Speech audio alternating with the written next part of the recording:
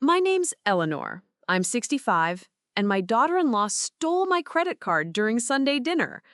Before I tell you all about how she ended up with nothing, let me know where you're watching from in the comments.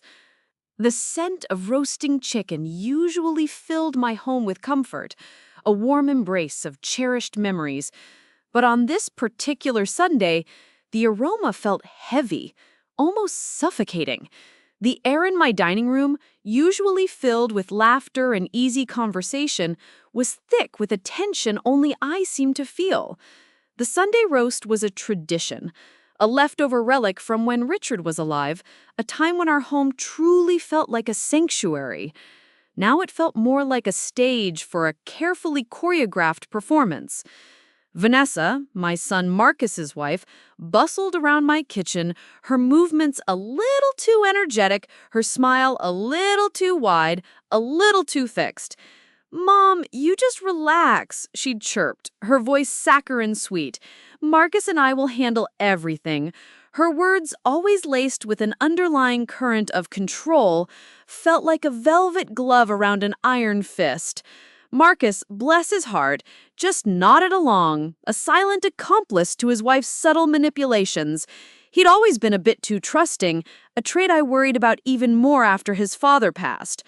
Richard, my husband of 38 years and my partner in Blackwell Consulting, had been the anchor of our family, the one who saw through facades. Without him, I felt a vulnerability I hadn't known existed. It had been 3 years since Richard passed, 3 long years during which Vanessa had systematically, meticulously started to isolate me. She'd convinced Marcus I needed to rest from the business, gradually pushing me out of the daily operations. "You've earned it, Mom," Marcus would say, echoing Vanessa's words, a phrase that was meant to be comforting but felt like a dismissal. I wanted to fight, to scream that my life's work was not something I needed to rest from, but the grief was still so heavy, a constant ache in my chest, and their combined pressure wore me down. I found myself spending more time alone, watching old movies, feeling the quiet creep of loneliness. Dinner was a blur of forced politeness and Vanessa's not-so-subtle digs about my forgetfulness. "Mom, remember how you misplaced your reading glasses last week? Oh, and that time you thought the mailman was a burglar?" She'd ask, her eyes twinkling with a cruel amusement.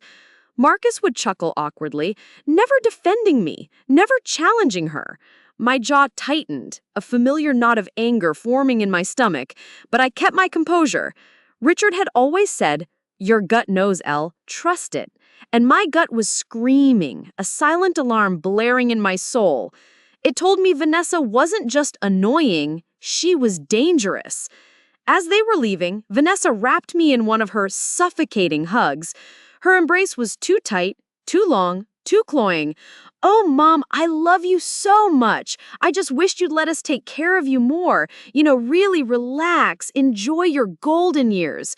Her hand, I felt it for a fleeting second, brushed against my purse. A tiny tug, a barely perceptible movement. My mind registered it, a flicker of suspicion, but the hug ended and they were gone, their luxury SUV disappearing down the driveway. I stood on the porch, the cool evening air doing little to dispel the lingering unease. I shook my head, dismissing the feeling. Maybe Vanessa was right. Maybe I was just getting old and paranoid. Maybe the grief was finally catching up to me. The next morning, I woke with a dull ache behind my eyes, a lingering residue of the previous evening's tension. I reached for my phone, scrolling through the usual morning texts, a good morning from Sarah, my best friend, a news alert about the stock market. Then I saw it. An alert from my bank. My heart hammered against my ribs, a frantic drumbeat against my sternum.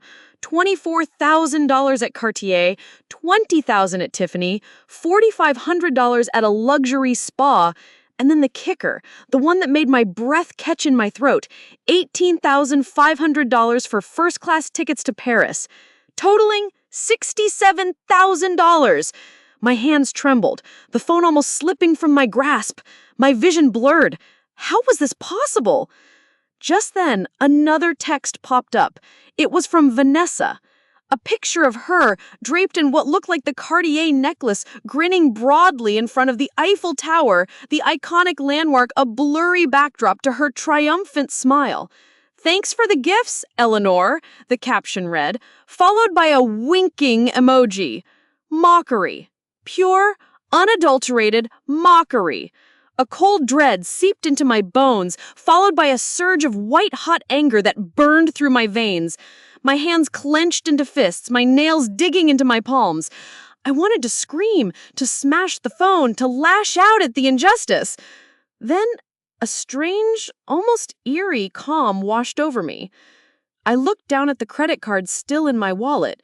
It was my personal one, the one I used for groceries and everyday expenses. But the charges, they weren't on that card. I quickly pulled out my other card, the one I rarely used, the one for Blackwell Consulting, the business Richard and I had built from the ground up, the one that handled all the company's larger expenses. My breath caught in my throat. This was the card Vanessa had taken. My trembling stopped. A slow, determined smile spread across my face, a grim, satisfied curve of my lips. She didn't know which card she'd taken. She had made a fatal mistake. Just as this realization hit me, my phone rang. It was Marcus, his voice distorted by distance, tinged with self-righteous annoyance. "Mom, Vanessa just told me you were so generous. She said you insisted she take the trip and buy all those things. She said you wouldn't want to miss out on the fun, so you gifted them to her. You know, she said you had been a little forgetful lately, so you probably just forgot you authorized it. She's really upset you're making a fuss, Mom." My jaw clenched so hard, I thought it might crack. He believed her. His own mother. The woman who had raised him, who had sacrificed so much for him, and he believed the blatant lies of that conniving woman. The disappointment was a bitter pill, sharp and acrid. It was a deeper wound than the theft itself. "Marcus," I said, my voice dangerously calm, each word carefully measured. "We'll talk when you get back." I hung up, the line dead, the silence ringing in my ears. My hand lingered over the phone, my thumb hovering over the police icon. But then I paused. No, this wasn't just about stolen money. This was about something much bigger. This was about betrayal, about disrespect, about my life's work, about Richard's legacy. And Vanessa had just handed me the weapon. I looked at the Blackwell Consulting card again. The company logo, a stark reminder of decades of hard work, of dreams built from scratch. My mind raced, connecting the dots. This wasn't a petty theft. This was corporate fraud, federal charges. Richard had always been meticulous about the company's finances, had taught me everything, from balancing ledgers to understanding complex tax laws. He'd instilled in me a fierce sense of justice when it came to the business, a belief that integrity was paramount. I wouldn't just get my money back. I would make her pay for everything. The quiet determination settled deep within me, a cold fire burning in my gut. The game had begun, and Vanessa had no idea she was playing against a master. She was about to learn that an old woman's memory might fade, but her resolve, her strength, and her cunning only grew sharper with age. The next morning, I walked into my bank, my spine rigid with purpose, my resolve like steel. The marble floors felt cold beneath my sensible shoes, a stark contrast to the burning anger in my chest. It was early, but Mr. Henderson, the branch manager, a stern, by-the-book man in his late 50s who'd known Richard for decades and respected his business acumen, was already at his desk. He looked up, his expression shifting from professional politeness to concern as he saw the grim set of my jaw.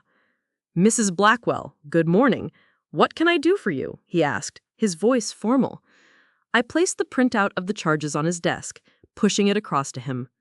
"Mr. Henderson, I need you to confirm these transactions, and I need to know why they were allowed to go through." He picked up the paper, his eyes scanning the list. His brow furrowed and a muscle twitched in his jaw. "Mrs. Blackwell, these are indeed from your Blackwell Consulting business account. And these transactions, they're highly unusual for a corporate account. especially for such large sums in personal luxury items. He then leaned forward, lowering his voice slightly, his gaze meeting mine with a knowing look. We actually flagged a few other suspicious transactions recently, smaller ones, but they were quickly canceled by someone claiming to be you, citing a mistake. I had my suspicions given the nature of the purchases and the sudden increase in volume, but without your direct authorization, my hands were tied. We assumed it was just an accounting error. My blood ran cold. This wasn't a sudden impulse. Vanessa had been doing this for a while, testing the waters, slowly escalating her theft. This wasn't a one-off incident. It was a calculated pattern. "What kind of transactions, Mr. Henderson?" I asked, my voice tight, barely above a whisper. He pulled up a screen on his computer, turning it slightly so I could see. My eyes widened. It was a long list dating back almost 8 months. Small, recurring payments to high-end boutiques I'd never heard of, luxury gift baskets sent to personal addresses, even a subscription to a very exclusive, very expensive wine club, all under the guise of client entertainment or miscellaneous expenses. My jaw clenched so hard I felt a dull ache. This woman was meticulous in her deceit, weaving a web of lies so intricate it almost seemed legitimate. Almost. Leaving the bank, my mind was a whirlwind of fury and a growing sense of empowerment. I had the evidence. Now, it was time for the confrontation. I called Vanessa. My voice, to my surprise, was steady, almost icy, devoid of any emotional tremor. "Vanessa, you stole the company card, not my personal one. Do you understand what that means? This isn't just theft, it's corporate fraud." Her laugh, tinny through the phone, was pure bravado, a desperate attempt to sound unconcerned. "Oh, Mom, you're so funny. You're getting confused again. I told you. You said it was fine. You probably just forgot. You do that sometimes, bless your heart." The condescension in her voice was like a physical blow, but I braced myself against it. "Don't bless my heart, Vanessa." I cut her off, my voice sharp. "This isn't about my memory. This is about federal charges. This is about prison time." I could almost hear her smile falter, her breath hitching. "Don't be ridiculous, Mom. Marcus, tell your mother how silly she's being," she shrieked, clearly thrusting the phone at him. Marcus's voice came on, tinged with annoyance, a familiar weariness. "Mom, really? Vanessa already explained everything. She said you insisted she take those things, that you wanted her to have a nice trip. Why are you making such a big deal out of nothing? You're just being dramatic. It's embarrassing." Dramatic? After everything I'd done, everything I'd sacrificed? The words hit me harder than the theft, harder than Vanessa's mockery. His blind trust in her, his immediate dismissal of my feelings, his willingness to believe her lies over his own mother's truth. It stung, a deep, festering wound. But it also hardened my resolve, turning the pain into a cold, burning fire. "Marcus," I said, my voice barely above a whisper, but firm, "you're going to hear the truth, and it won't be from Vanessa." I hung up, the line dead, leaving him with his confusion. I felt a surge of disgust for Vanessa, but also a flicker of grim satisfaction. She had overplayed her hand, her arrogance blinding her to the true danger she was in. She thought I was a senile old woman, easily manipulated. She thought she was untouchable. She was about to learn a very painful lesson. Richard had always taught me to keep a cool head in business, to never let emotion cloud judgment, to see every setback as an opportunity. And this was business. I needed to move fast, to gather all my allies. I called Jennifer, our financial advisor at Blackwell Consulting, setting up an urgent meeting. I needed her. And I needed to make sure every single detail was airtight. The first punch had been thrown, but it wouldn't be the last. This was just the beginning. Walking into the Blackwell Consulting office felt like coming home, yet the air was thick with unspoken tension, a stark contrast to the bustling, confident energy I remembered. Jennifer met me in the reception area, her face a mask of worry, her usual cheerful demeanor replaced by a grim set of her lips. Jennifer had been with the company since its early days, starting as a junior accountant and working her way up. She was sharp, meticulous, and fiercely loyal to Richard's vision, and by extension, to me. She was practically family. "Mrs. Blackwell," she said, lowering her voice, ushering me into a private conference room. "I'm so relieved you're here. I've been trying to reach you for weeks, but every time I called, Vanessa would answer, saying you were indisposed or resting or just not feeling up to it. I had a terrible feeling something was wrong." "You were right to suspect, Jennifer," I replied, getting straight to the point. "Tell me everything you know. Don't hold back." Jennifer pulled up a detailed ledger on her computer screen, her fingers flying across the keyboard. My eyes widened as I saw the sheer volume of transactions. It wasn't just those $67,000. "Mrs. Blackwell," she began, her voice grave, "for the past 8 months, there have been a series of what I initially flagged as suspicious transactions. She authorized them, often with flimsy explanations like client entertainment or miscellaneous expenses. But the amounts, they just didn't add up. I started keeping a separate, unofficial log, just in case." She scrolled down, highlighting specific entries. "Look here. A $3,000 client dinner at a Michelin-starred restaurant where we've never taken clients. A $5,000 office furniture purchase from a high-end boutique that sells designer handbags. A recurring subscription service for over $500 a month, which I traced to a luxury dog grooming service for her poodle, Fifi. And here, she pointed to a series of smaller, almost imperceptible charges, hundreds of dollars every week at various beauty salons, nail spas, and clothing stores, all disguised as miscellaneous expenses or team-building activities. I found $87,467 in unauthorized expenses beyond the Paris trip and the initial jewelry purchases. The numbers flashed before my eyes, a dizzying display of Vanessa's audacity. $87,467? My fingers dug into the arms of my chair, my knuckles white. This wasn't opportunistic. This was a systematic draining of company funds, a slow, deliberate bleeding of Richard's legacy. She hadn't just taken advantage of me, she'd stolen from the very foundation Richard and I had poured our lives into building. The anger that had been simmering within me flared into a cold, controlled fury. "You've kept all the records? Every single one?" I asked, my voice barely a whisper, a tremor of disbelief running through me. Jennifer nodded firmly, her expression grim. "Every single one. I even started backing them up off-site, on a secure server just in case. Something in my gut told me this wasn't right, but without your direct authorization to investigate further, and with Vanessa intercepting my calls, I was limited in what I could do." "I'm so sorry, Mrs. Blackwell." A wave of profound relief washed over me, mingled with the burning anger. Finally, someone who saw through Vanessa's charade, someone who believed me, who had been quietly working to protect the company. "Jennifer," I said, meeting her gaze, a newfound determination hardening my features, "I need you to keep this absolutely confidential. I need 24 hours, just 24 hours before you file anything official with the board or the authorities. Can you do that for me?" She hesitated for a moment, her eyes searching mine, then nodded firmly. "Of course, Mrs. Blackwell. Whatever you need. I trust your judgment completely." "Good," I replied, a plan already forming in my mind. "Now, I need you to prepare a comprehensive financial report detailing every single one of these unauthorized transactions, every date, every amount, every explanation she gave, and I need it signed and stamped with the company's official seal.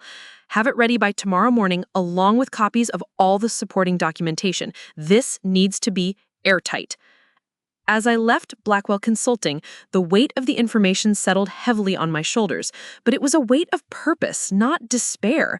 I had the smoking gun, or rather, Jennifer did, but it wasn't enough. I needed more. I needed to understand the why.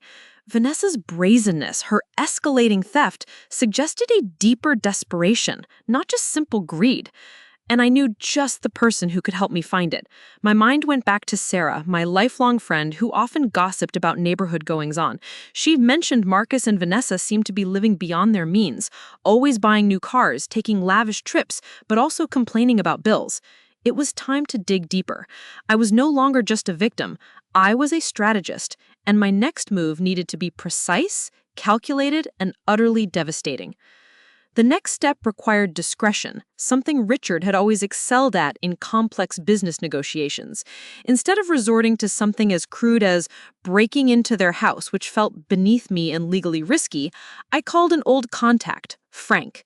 Frank was a private investigator Richard had occasionally used for sensitive company matters, background checks on potential partners, discreet inquiries into competitor activities.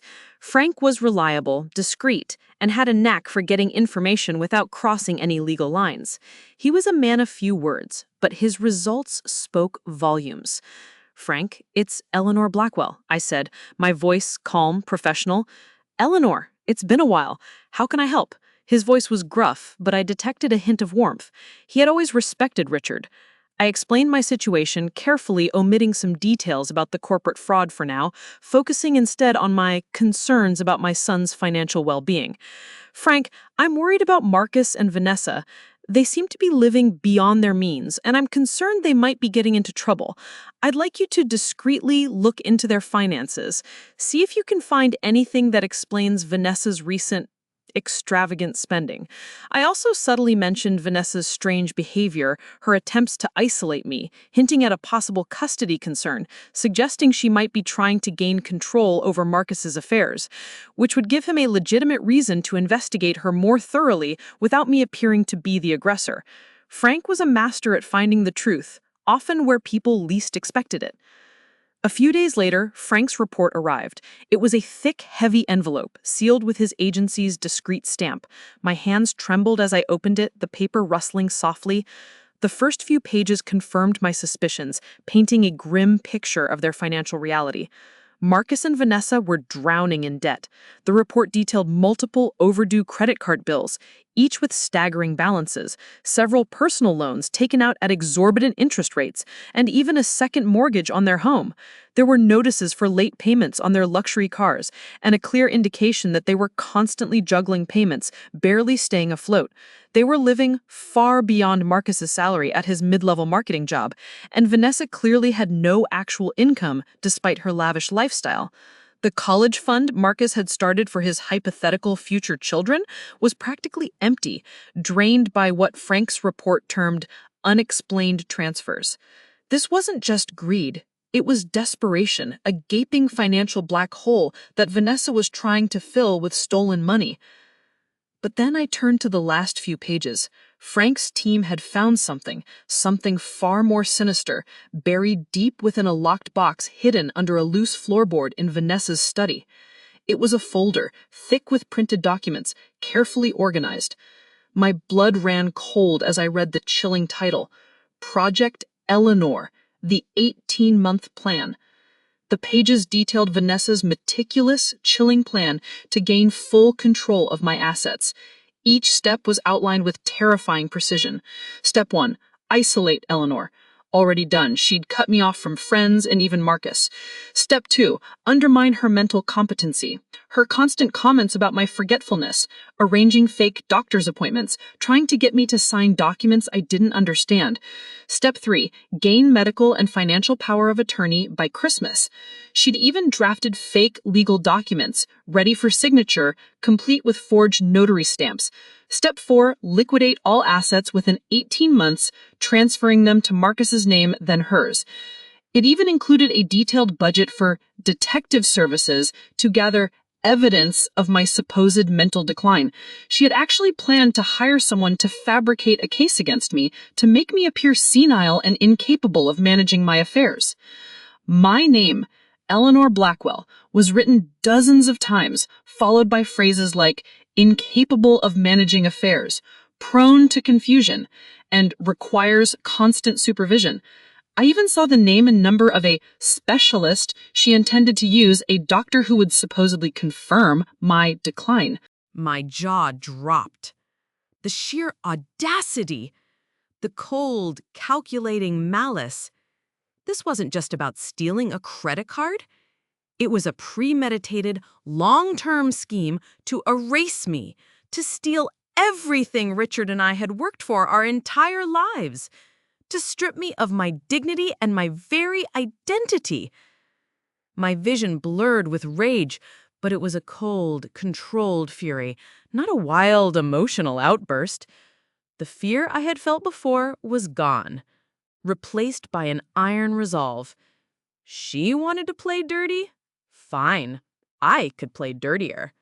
And I would win. I immediately called Jennifer, my voice steady despite the turmoil inside me. Jennifer, the 24 hours are up, and I have everything we need. Contact our corporate lawyer, Mr. Davies. Tell him to clear his schedule. We have a lot of work to do. And tell him to prepare every single legal document necessary for a full prosecution of corporate fraud, asset recovery, and a restraining order. And I mean every single document. The game had escalated beyond simple theft. This was a war for my life, for Richard's legacy. And I was ready to fight. The days that followed were a whirlwind of legal consultations and strategic planning. Mr. Davies, our corporate lawyer, a sharp, no-nonsense man in his late 50s, with a reputation for being ruthless but ethical, whom Richard had trusted implicitly, was appalled by Vanessa's brazenness and the chilling details of her Project Eleanor. He listened intently, his expression growing grimmer with each piece of evidence I presented. Jennifer sat beside me, providing the meticulous financial reports, her face grim with indignation. Mrs. Blackwell, Mr. Davies said, his voice grave, after reviewing all the documents, with this evidence, we can put Vanessa in federal prison for a very long time. This is serious corporate fraud, embezzlement, and conspiracy. The 18-month plan alone, with its clear intent to exploit and defraud, is enough to ensure she never sees the light of day again if we push it. We have a solid case. That's not the plan, Mr. Davies, I replied, my voice calm, my gaze unwavering. Not yet, anyway. I want her to pay, yes, but I want her to pay my way. I want her to sign documents that incriminate her, to admit her guilt, and to have no claim to anything Marcus or I have ever worked for. I want her to suffer the humiliation, the public exposure, and the financial ruin, all without a lengthy, messy trial that would drag Marcus through the mud. I want her to know she lost, not to a legal system, but to me. He raised an eyebrow, a flicker of admiration in his eyes. A high-stakes gamble, Mrs. Blackwell, a very aggressive strategy, but I like it. What exactly do you have in mind? I laid out my plan detail by detail, the pieces fitting together like a complex puzzle. He listened intently, occasionally interjecting with legal nuances, refining the agreements to make them ironclad. We drafted several crucial documents, a detailed repayment plan for the $87,467 with interest over 5 years, ensuring she would be financially burdened for a significant period, an agreement to immediately return all stolen items down to the last earring, a legally binding written confession of corporate fraud and embezzlement outlining her scheme, and a comprehensive legally binding document relinquishing any and all future claims to my assets, my wealth, my inheritance, or my power of attorney, including a strict non-contact clause that would keep her out of my life and Marcus's. These were designed to be airtight, leaving her no room for appeal or escape. My next move was crucial. I needed to lure Vanessa into a false sense of security, to make her believe she had won. I sent a text message to Marcus and Vanessa, my fingers pausing over the send button, a grim satisfaction settling over me. Dearest Marcus and Vanessa, I typed, forcing a contrite, almost apologetic tone. I've had some time to reflect. Perhaps I was a little, sensitive. My memory isn't what it used to be, and I may have overreacted. I apologize for doubting you. Please come for dinner this Sunday. Let's put this behind us. I'd love to make amends and move forward." I waited. The silence stretched, each second feeling like an eternity. Then Vanessa's reply popped up, almost instantly, a clear indication of her eagerness. "Oh, Mom, of course! We'd love to. We know how things can be. Don't worry your pretty little head. See you Sunday." There was a triumphant emoji at the end, a subtle V for victory, a clear sign that she believed she had successfully manipulated me. She thought I was finally cracking, slipping into the forgetful old woman persona she worked so hard to create. Her arrogance was palpable, her greed overriding any shred of caution. Marcus called shortly after, his voice tinged with relief, almost apologetic. "Mom, are you really okay? Vanessa said you were having trouble. I'm glad you're feeling better. We'll be there. I'm really glad we can put this behind us." He sounded genuinely relieved, perhaps even a bit guilty for his earlier dismissal, for his blind faith in Vanessa. The hook was set. The bait had been taken. I spent the next few days meticulously preparing for the confrontation. I chose my best navy suit, the one Richard had always said made me look like a formidable CEO, a woman in charge. I organized the documents into a sleek leather briefcase, each one tabbed and ready for presentation. I even planned the meal, something simple, easy to manage, because I knew I wouldn't be eating. I would be watching, waiting. My nerves were a steady hum beneath the surface, a low thrum of adrenaline, but beneath that, a quiet exhilaration. Vanessa thought she was dealing with a frail old woman. She was about to meet Eleanor Blackwell, the co-founder of Blackwell Consulting, the one who never backed down, the one who always won. This Sunday, her carefully constructed world would come crashing down. Sunday arrived, cloaked in a deceptive autumn warmth, the kind of day that lulls you into a false sense of security. But the air in my house, however, was icy with anticipation, a stark contrast to the golden sunlight filtering through the windows. I'd set the dining table meticulously, fine china gleaming, silverware sparkling, crystal glasses catching the light, the kind of dinner setting that screamed normalcy, belying the storm about to break.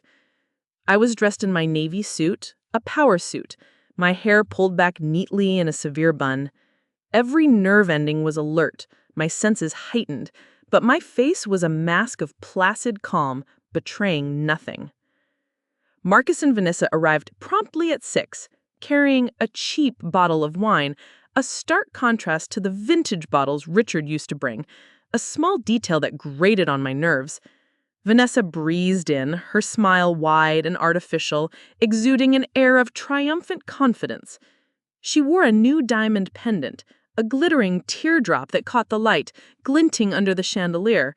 I recognized it instantly from the Tiffany charges. My stomach churned, a knot of revulsion tightening, but I kept my expression neutral, my gaze steady. "Oh, Mom, everything smells wonderful," Vanessa chirped, giving me another one of her saccharine hugs.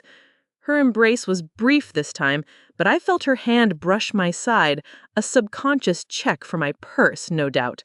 This time, I had nothing there for her to take. Marcus followed her in, looking tense, his eyes darting between me and Vanessa, sensing the unspoken undercurrents, the strange, heavy silence that wasn't quite silence.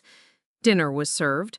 I made small talk about the weather, about Marcus's promotion prospects at his new company, about trivial neighborhood gossip.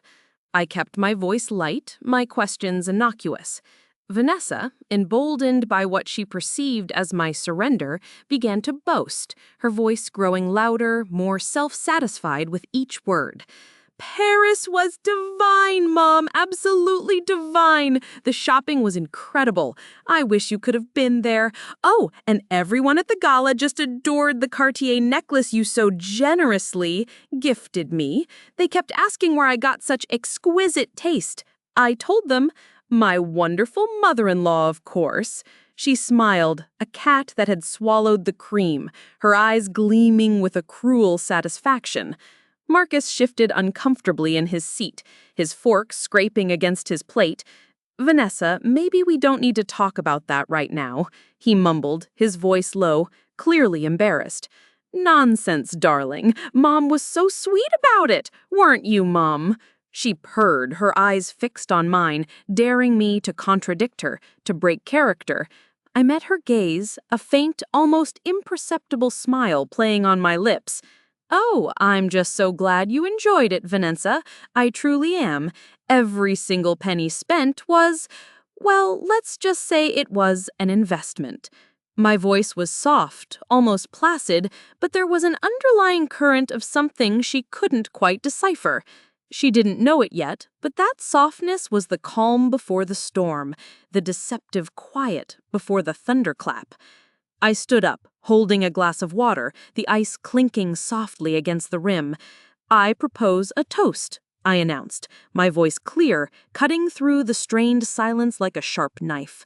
"To new beginnings, and to the truth always finding its way to the light." Vanessa clinked her glass against mine, a smug smirk playing on her lips, still oblivious. Marcus looked at me, a flicker of confusion in his eyes, a growing unease in his posture. He still didn't understand the true meaning of my words. Then, slowly, deliberately, I walked over to the side table where my sleek leather briefcase lay. My heart beat a steady rhythm against my ribs, a powerful drumbeat of anticipation, but my hands were steady as I picked it up. The weight of it felt substantial, filled with the undeniable truth. I walked back to the table and placed it gently, almost reverently, in front of Vanessa. The soft thud of the briefcase on the polished wood was the loudest sound in the room. Her eyes widened slightly, a hint of unease finally creeping into her triumphant facade, a shadow crossing her smug smile. The game was about to begin. I opened the briefcase. The sharp, decisive click of the latches echoed in the silent dining room, a sound that seemed to punctuate the end of Vanessa's charade. Vanessa's eyes darted to the contents, and I watched with grim satisfaction as the color drained from her face, leaving it ashen and drawn. Marcus leaned forward, his brow furrowed with concern, his body language tense, sensing the shift in the atmosphere. I said, "Let's start with this," my voice calm, almost conversational, pulling out the first document, the detailed ledger from Jennifer, stamped with the Blackwell Consulting seal and the official mark of the independent auditing firm. "This is a comprehensive report of all unauthorized expenditures from the Blackwell Consulting business account, from luxury spa treatments to high-end jewelry and first-class tickets to Paris, totaling $87,467 over the past 8 months. Every single transaction meticulously documented, every date, every amount, every false explanation you provided." I laid it flat on the table, pushing it across to her, the pages rustling softly like whispers of accusation. Vanessa gasped, a sharp, choked sound, her eyes wide with terror, her carefully constructed composure shattered. "What is this, Mom? You're crazy. This is a lie. You're making this up." Her voice was shrill, desperate, a stark contrast to her earlier smugness. She tried to snatch the document, but I held it firm. "A lie?" I picked up the next item, a stack of printed invoices, each with her signature, each showing an item she now wore or had proudly posted on social media. Cartier, Tiffany, the luxury spa, all paid with company funds. Funds that belong to Blackwell Consulting, Vanessa, not to you, not to me, to the corporation Richard and I built. This isn't just theft.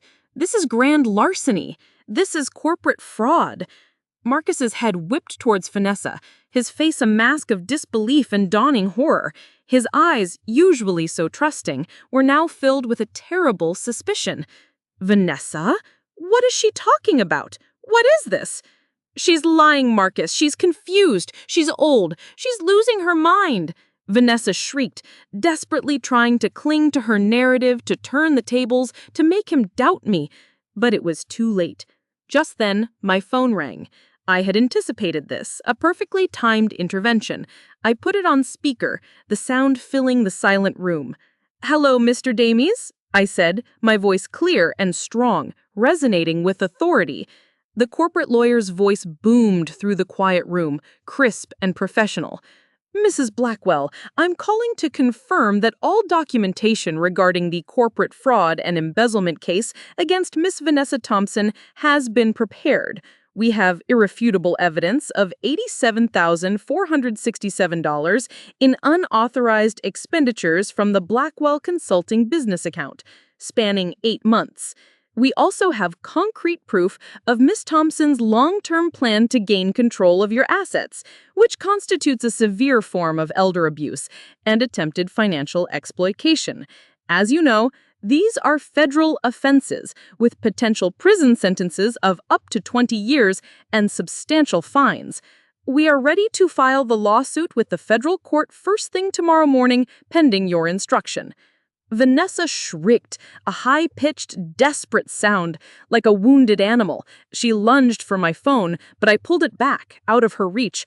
Marcus, pale and trembling, pushed his chair back from the table, the scrape of wood against the floor a harsh sound. He looked at Vanessa, then at me, then back at the documents, his eyes wide with a horrifying realization, the truth finally breaking through his years of denial. "Marcus, tell her I didn't do it," Vanessa screamed, her voice cracking, pleading. But Marcus didn't. He just stared at her, his face a mixture of profound disgust and utter betrayal. The man she had so easily manipulated, so completely blinded with her lies, was finally seeing her for what she was. You did this?" he whispered, his voice broken. "All of this?" I pulled out the last, most damning piece of evidence, Frank's report, including the copy of her meticulously detailed, chilling Project Eleanor, the 18-month plan. I laid it out, the pages detailing her step-by-step strategy to declare me incompetent, gain power of attorney, and liquidate my entire inheritance.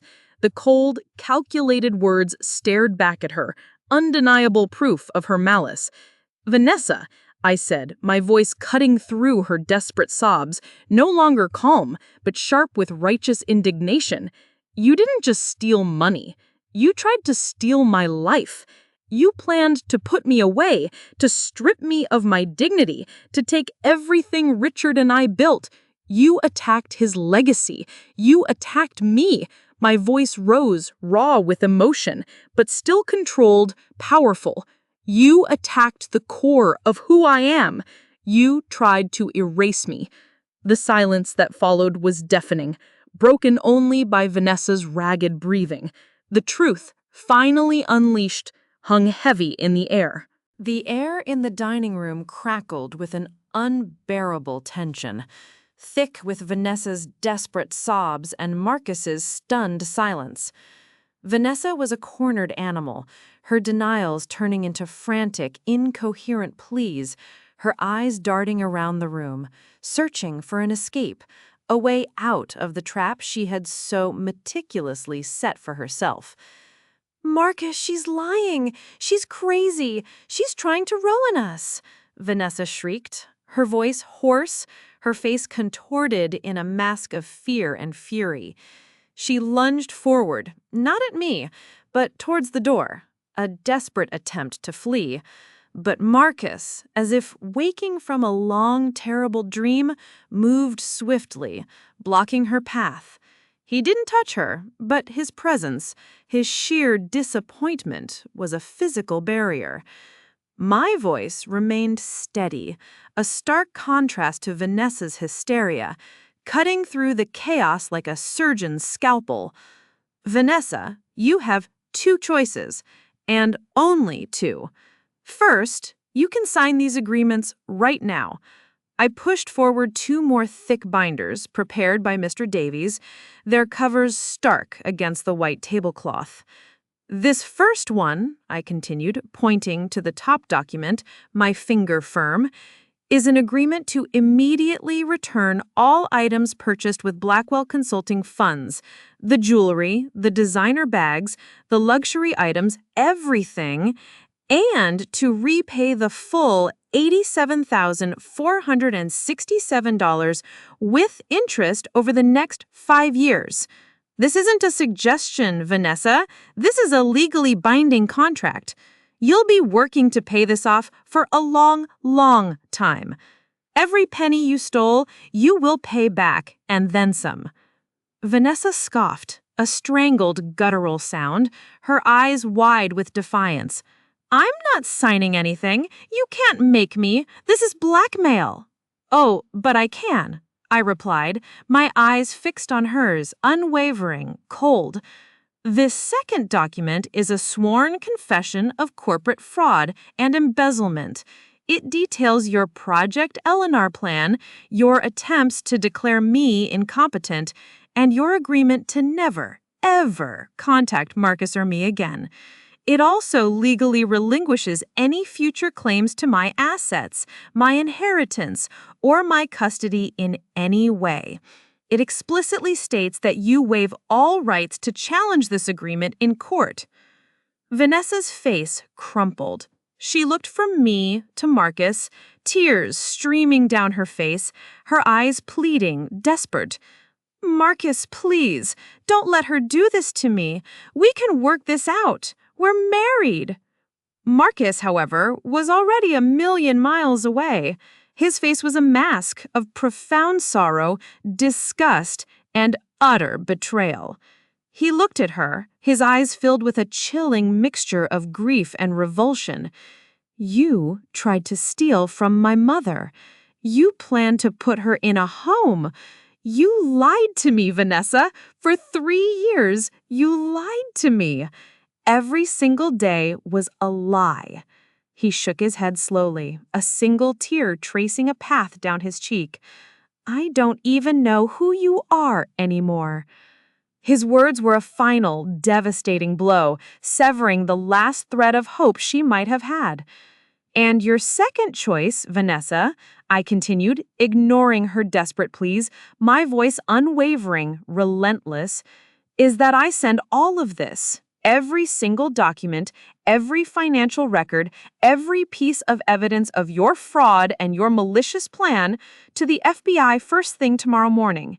And I assure you, with the evidence Mr. Davies has compiled, you will spend the rest of your life in federal prison, and Marcus will be forced to testify against you. The choice is yours. The threat hung in the air, heavy and undeniable. Vanessa whimpered, a small, broken sound. She looked at the documents, then at Marcus's unyielding face, then back at the cold, hard reality in my eyes. She knew I wasn't bluffing. She had played her hand, and she had lost everything. Her bravado, her arrogance, her cunning, all had crumbled into dust. With a ragged, defeated sob, she grabbed the pen. Her hand trembled so violently, the first signature was almost illegible, a shaky scrawl. But she signed every page, every dotted line.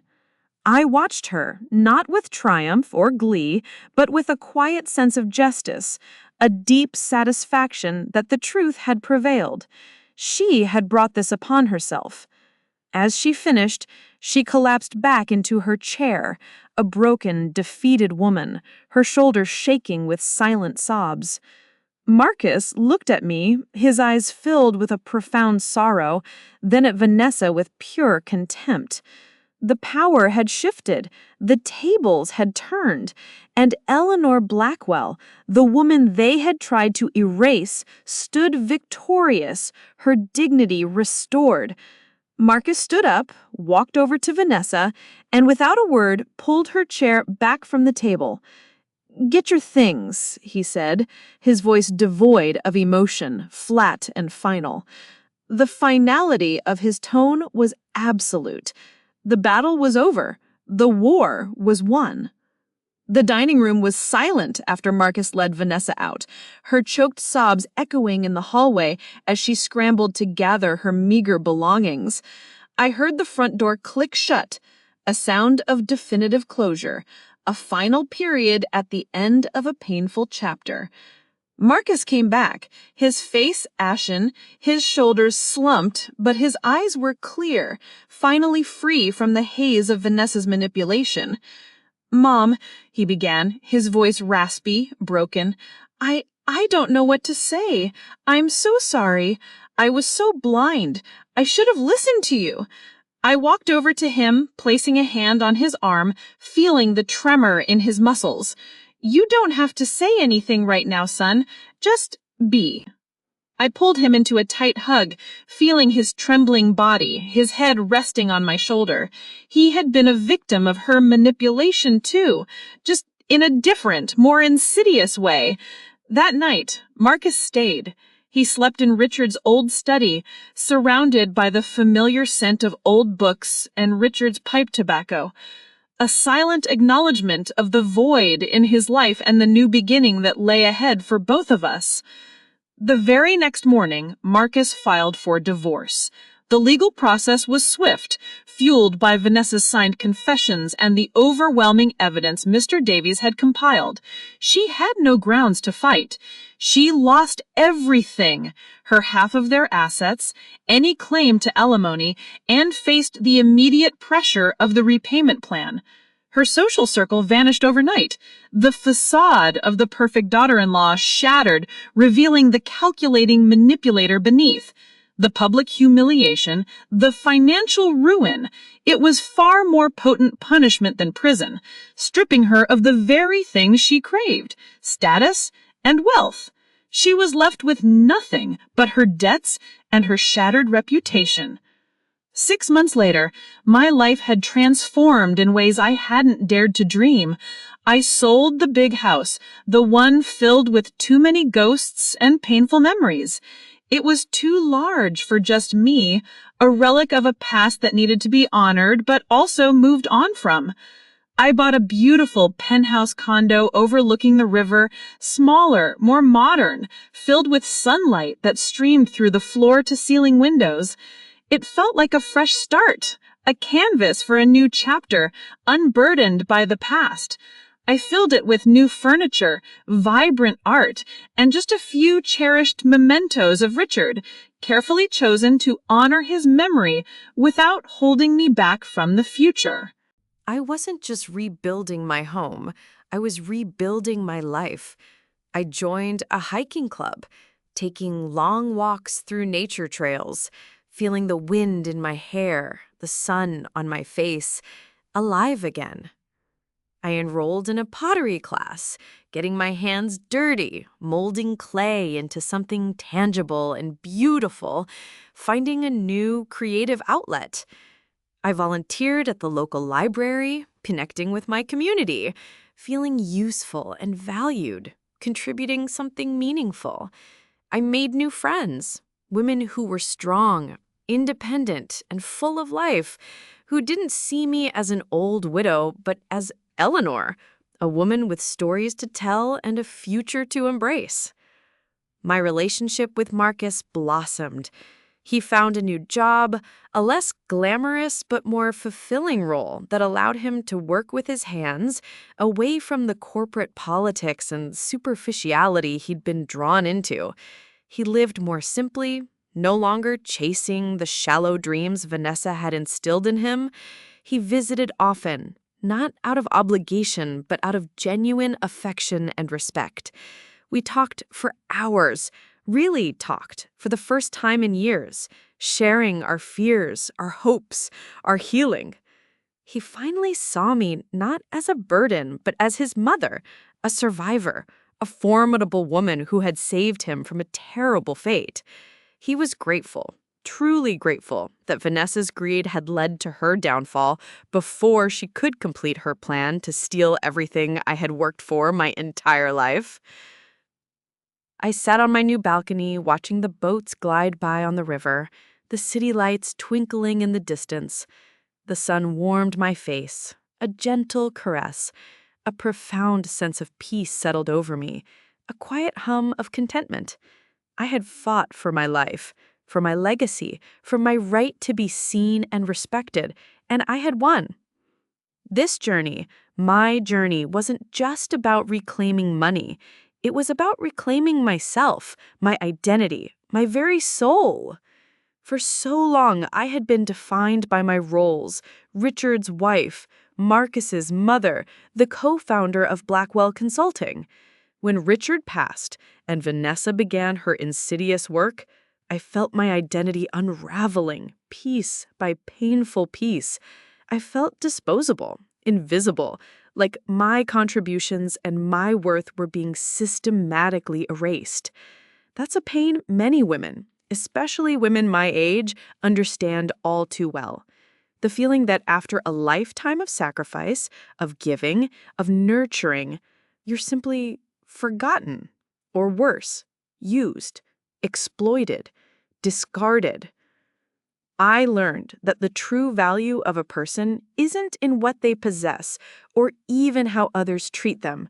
It's in the strength of their spirit, their resilience, their ability to rise after being knocked down, their unwavering will to protect what they believe in. I used to think that forgiveness was the ultimate key to freedom, the path to inner peace. But sometimes the line of forgiveness must be clearly drawn, a boundary firmly established. Not everyone deserves it. Some people, like Vanessa, must face the full consequences of their actions, not for your sake, but for their own, and for the sake of justice. There's a fine line between compassion and enabling, and I had learned it the hard way, through bitter experience.